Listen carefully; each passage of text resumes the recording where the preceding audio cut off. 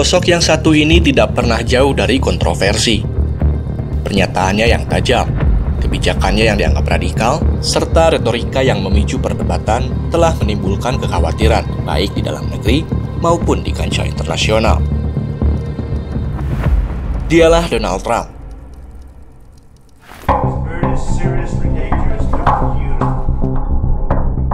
Sebelum kembali menjabat Presiden Amerika Serikat, Trump telah secara konsisten mengeluarkan pernyataan-pernyataan yang menggemparkan publik. Satu di antaranya adalah mengultimatum milisi Hamas Palestina terkait Sandra. If those hostages aren't back, I don't want to hurt your negotiation.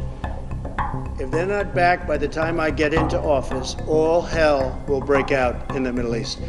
And it will not be good for Hamas, and it will not be good, frankly, for anyone. All hell will break out. I don't have to say anymore, but that's what it is. And they should have given them back a long time. They should have never taken them. There should have never been the attack of October 7th. People forget that. Ancaman yang keras itu menandakan potensi intervensi militer yang bisa mengubah peta geopolitik di wilayah yang telah lama dilanda konflik, sekaligus menimbulkan keresahan mendalam di antara komunitas internasional.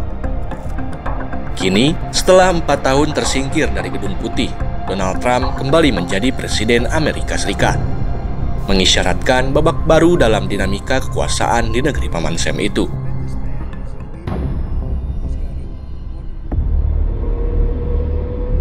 Beberapa jam setelah dilantik, Trump langsung menggebrak panggung politik dengan menandatangani sejumlah perintah eksekutif atau executive order, yang beberapa di antaranya ditandatangani di hadapan para pendukungnya di Capital One Arena. Menurut Trump, langkah-langkah drastis yang ia ambil pada hari pertama kembali menjabat ini diambil demi pemulihan menyeluruh bagi Amerika dan sebagai bagian dari revolusi akal sehat. Dia menegaskan kebijakan pemerintah sebelumnya yang ia nilai inflasioner dan radikal perlu dirombak total agar negeri ini dapat bangkit kembali. Akankah kebijakan-kebijakan eksekutif itu mampu mewujudkan visi ambisius Trump atau justru menimbulkan gelombang kontroversi yang lebih dalam?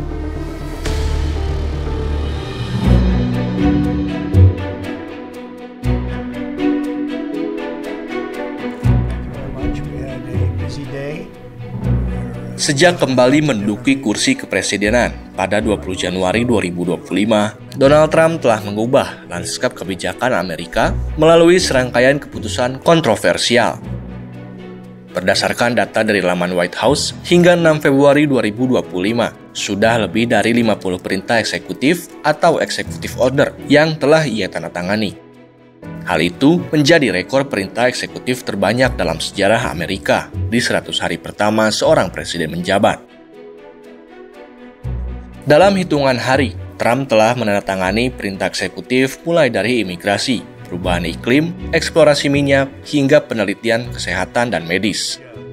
Tak hanya itu, perintah eksekutif ini juga mencabut program keberagaman federal dan merombak definisi mengenai gender. Apa sebenarnya yang dimaksud executive order? Bagaimana dampaknya terhadap pemerintahan dan rakyat Amerika?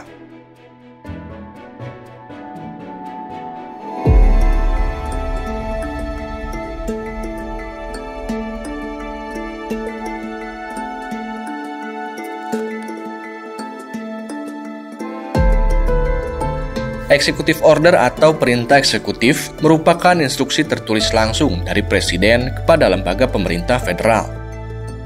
Bedanya dengan undang-undang yang harus melewati Kongres, perintah eksekutif bisa langsung berlaku begitu sudah ditandatangani. Kewenangan presiden untuk mengeluarkan perintah eksekutif berasal dari Pasal 2 Konstitusi Amerika Serikat yang menyatakan bahwa presiden bertanggung jawab untuk menjalankan hukum dengan seksama. Artinya, executive order tidak bisa menciptakan hukum baru, tapi bisa mengatur bagaimana hukum yang ada diterapkan. Meski memiliki kekuatan hukum yang signifikan, perintah eksekutif tidak dapat mengenyampingkan undang-undang yang telah disahkan Kongres.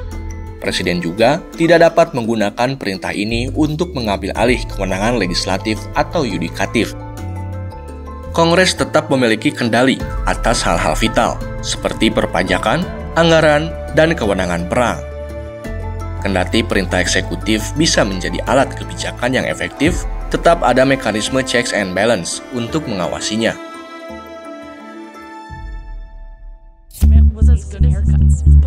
Alan Lichtman, seorang profesor sejarah di Universitas Amerika di Washington DC, menyoroti keputusan Trump terkait perintah eksekutif. Menurutnya, hal itu berdasarkan pengalaman diri Trump di periode sebelumnya yang sempat mengusulkan beberapa agenda, tapi tidak diterima oleh Kongres. Dengan demikian, perintah eksekutif meskipun merupakan alat sah untuk mengelola operasi pemerintah federal dan menafsirkan pelaksanaan undang-undang, dapat membawa risiko besar jika disalahgunakan. Di satu sisi, perintah ini memungkinkan presiden untuk dengan cepat mengambil tindakan, terutama saat jalur legislatif penuh hambatan. Di sisi lain, ia juga membuka peluang bagi tantangan hukum yang dapat mengguncang kestabilan kebijakan nasional.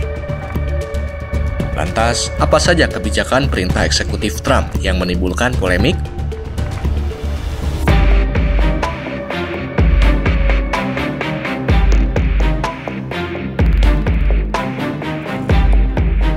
Salah satu keputusan Presiden Donald Trump yang menimbulkan polemik di masyarakat Amerika diantaranya terkait penarikan keanggotaan Amerika Serikat dari Organisasi Kesehatan Dunia atau WHO. Langkah ini diumumkan segera setelah pelantikan untuk masa jabatan kedua Trump pada Senin 20 Januari 2025 dengan 3 alasan. 1. Trump menuduh WHO gagal mengelola krisis COVID-19, khususnya terkait dengan penanganan awal yang bermula di Wuhan, Tiongkok. 2. Badan ini dianggap tidak melakukan reformasi yang diperlukan untuk meningkatkan efektivitas dan akuntabilitasnya dalam menangani krisis kesehatan global. 3. Trump menegaskan bahwa WHO terlalu dipengaruhi oleh politik negara-negara anggotanya, terutama dari pihak yang menurutnya mendapat keuntungan tidak seimbang, seperti Tiongkok. Meski penarikan diri penuh memerlukan pemberitahuan selama 12 bulan, tindakan ini telah memicu kekhawatiran luas di kalangan ahli kesehatan dan pembuat kebijakan global.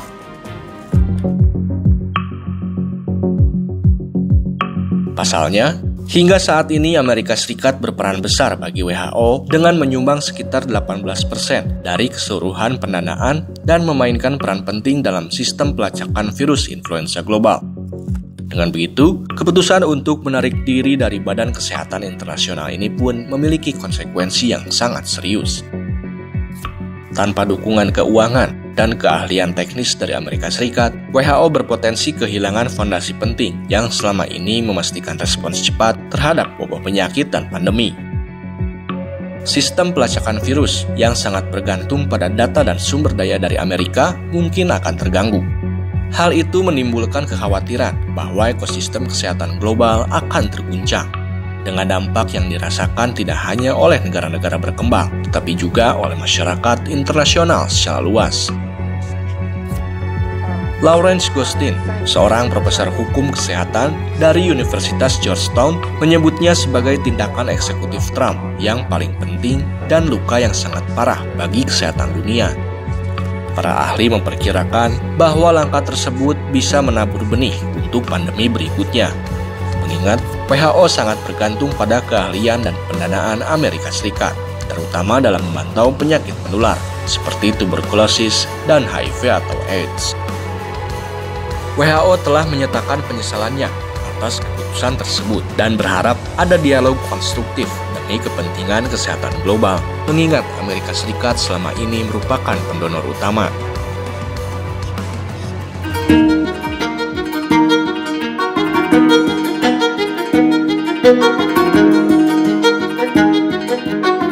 The United States will withdraw from the Paris Climate Accord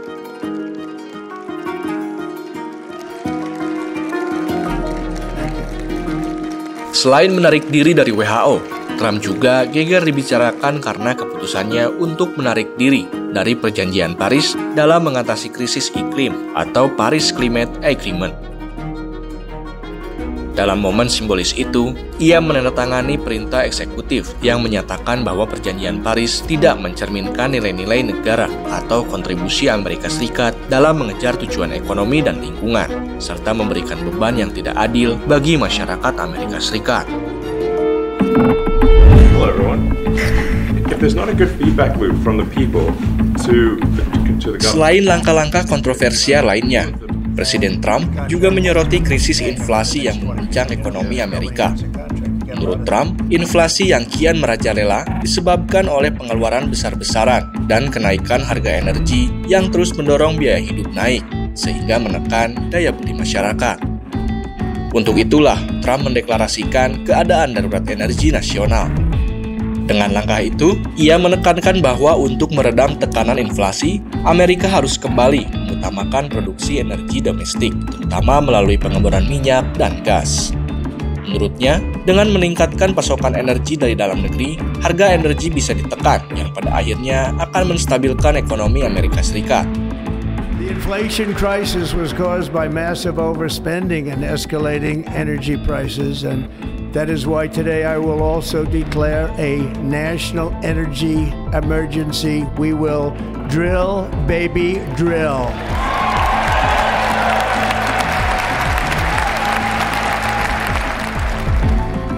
Sebagai penghasil emisi gas rumah kaca tahunan terbesar kedua di dunia, Amerika Serikat memiliki total emisi sejak akhir abad ke-19 yang tertinggi dibandingkan negara lain. Fakta itulah yang melatar belakangi kritik terhadap perjanjian tersebut. Banyak pihak yang berpendapat bahwa meskipun Amerika Serikat memiliki peran besar dalam masalah perubahan iklim, keikutsertaannya dalam perjanjian Paris justru dianggap menempatkan beban yang tidak seimbang pada rakyat Amerika. Namun, menurut aturan Perserikatan Bangsa-Bangsa, Amerika Serikat harus menunggu 1 tahun sebelum resmi keluar dari perjanjian Paris. Dengan demikian, meskipun Amerika menjadi satu-satunya negara yang secara aktif menarik diri, statusnya tetap dalam proses negosiasi selama periode penantian.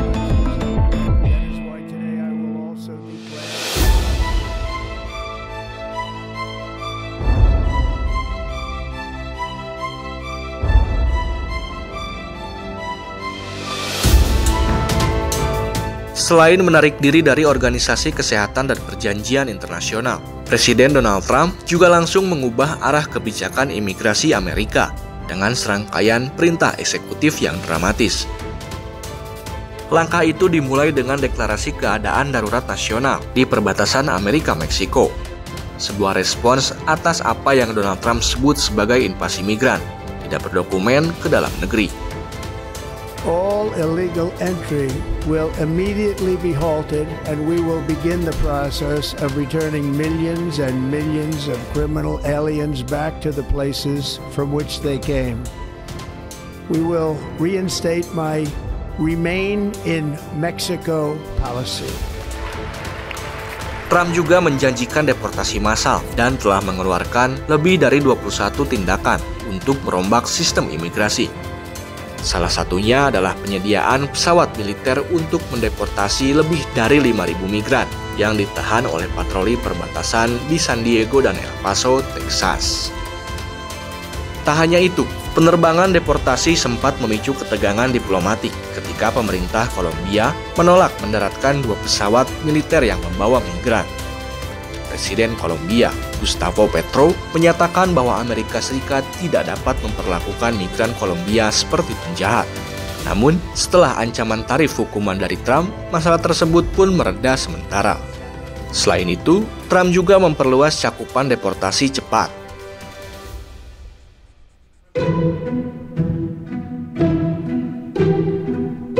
Sebelumnya, pengusiran terbatas pada wilayah dalam radius 100 mil dari perbatasan bagi mereka yang tidak mengajukan suaka atau gagal menunjukkan kasus yang sah. Dengan perintah eksekutif yang baru, migran yang tidak berdokumen dan tanpa bukti telah berada di Amerika Serikat selama lebih dari 2 tahun dapat dideportasi di mana saja di seluruh negeri. Selain deportasi, langkah selanjutnya adalah memperkuat perbatasan. Pentagon mengumumkan pengerahan tambahan 1.500 tentara aktif ke perbatasan selatan, menambah 2.500 personil yang sudah ada. Pasukan itu akan menggunakan helikopter untuk membantu patroli perbatasan dan turut membangun penghalang fisik guna mencegah masuknya migran. Data menunjukkan bahwa penyeberangan perbatasan di bawah kepemimpinan Biden mengalami penurunan drastis, dengan angka penangkapan migran turun dari hampir 250.000 di Desember 2023 menjadi 47.330 di Desember 2024. Namun, kebijakan Trump menargetkan peningkatan penegakan hukum yang agresif berbeda dengan pendekatan yang lebih administratif yang diterapkan sebelumnya. Tak hanya itu, pemerintahan Trump juga mengambil langkah drastis dengan menghentikan pemrosesan migran dan pencari suaka.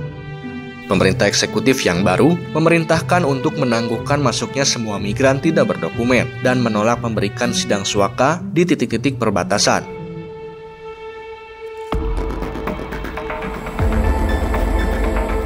Lebih kontroversial lagi, Trump juga mengambil langkah untuk menghentikan penerimaan pengungsi selama 4 bulan dan menghapus situs serta akun media sosial berbahasa Spanyol milik Gedung Putih. Keputusan itu sangat mengejutkan mengingat bahasa Spanyol merupakan bahasa kedua yang paling banyak digunakan di Amerika Serikat.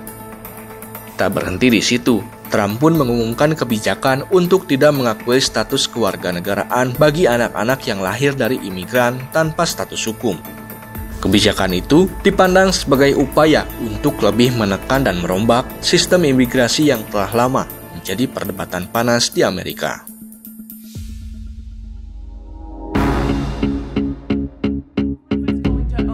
Your White House has made clear taxpayer dollars won't be used for this. So what money are you going to use to buy Gaza? Well, we're not going to buy anything. We're going to have it. We're going to have Gaza. We don't have to buy. There's nothing to buy. We will have Gaza. What is that? No reason to buy. Pada 6 Februari 2025, Presiden Donald Trump kembali menggemparkan dunia dengan rencananya untuk mengambil alih dan membangun kembali jalur Gaza. Dalam serangkaian perintah eksekutif, Trump menyatakan niatnya untuk mengambil alih Gaza dan membangun kembali wilayah tersebut, sambil mengusulkan relokasi sementara warga Palestina ke negara-negara tetangga seperti Mesir dan Yordania. Bahkan, Trump juga menyebut bahwa suatu hari nanti, kawasan tersebut akan diserahkan ke Amerika Serikat oleh Israel setelah konflik berakhir. Alhasil, Trump pun telah membuat marah negara-negara Arab dan akan membatalkan kebijakan Amerika selama beberapa dekade di wilayah tersebut.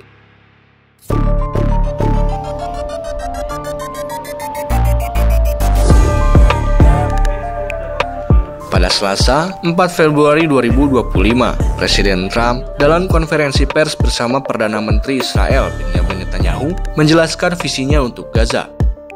Ia menyatakan keinginannya untuk menghancurkan bangunan-bangunan yang tersisa di wilayah tersebut dan mengubah kawasan kantong pantai itu menjadi resort internasional yang akan menarik pengunjung dari seluruh dunia. Dukungan terhadap usulan ini datang dari Menteri Pertahanan Israel, Israel Katz. Ia bahkan telah menginstruksikan pasukan pertahanan Israel untuk menyiapkan skema relokasi bagi warga Gaza yang ingin meninggalkan wilayah tersebut. Katz juga menantang Spanyol, Irlandia, Norwegia, dan negara lain untuk menerima pengungsi sebagai bukti konsistensi mereka dalam mendukung hak asasi manusia. Namun, berbagai pemimpin dunia dengan tegas menolak rencana Trump.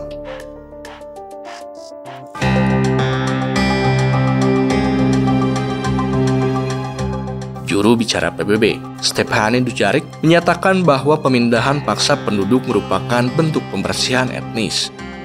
Menteri Luar Negeri Jerman, Annalena Baerbock, menegaskan bahwa pengusiran warga Palestina akan semakin memperburuk situasi dan melanggar hukum internasional. Tak hanya itu, Prancis, Inggris, dan Australia juga menolak rencana tersebut. David Lammy, Menteri Luar Negeri Inggris, juga menyatakan bahwa Palestina harus tetap hidup dan berkembang di tanah mereka sendiri. Sementara itu, Presiden Arab Saudi menegaskan bahwa mereka tidak akan menjalin hubungan diplomatik dengan Israel tanpa adanya negara Palestina yang merdeka. Dengan demikian, rencana ambisius Trump untuk mengambil alih dan membangun kembali jalur Gaza telah membuka babak baru yang penuh kontroversi dalam konflik yang sudah berlangsung lama. Usulan untuk merelokasi warga Palestina menghancurkan sisa-sisa infrastruktur, dan membangun Riviera Timur Tengah, menimbulkan pertanyaan besar mengenai masa depan kawasan tersebut. Dari retorika tajam yang mengguncang panggung politik internasional hingga serangkaian perintah eksekutif yang mengubah wajah kebijakan Amerika, perjalanan kepemimpinan Presiden Donald Trump telah membuka babak baru yang penuh pertanyaan. Setiap langkah yang diambil tidak hanya merefleksikan visi Trump tentang pemulihan akal sehat Amerika, tetapi juga menimbulkan tantangan besar, baik bagi rakyat Amerika maupun stabilitas geopolitik global.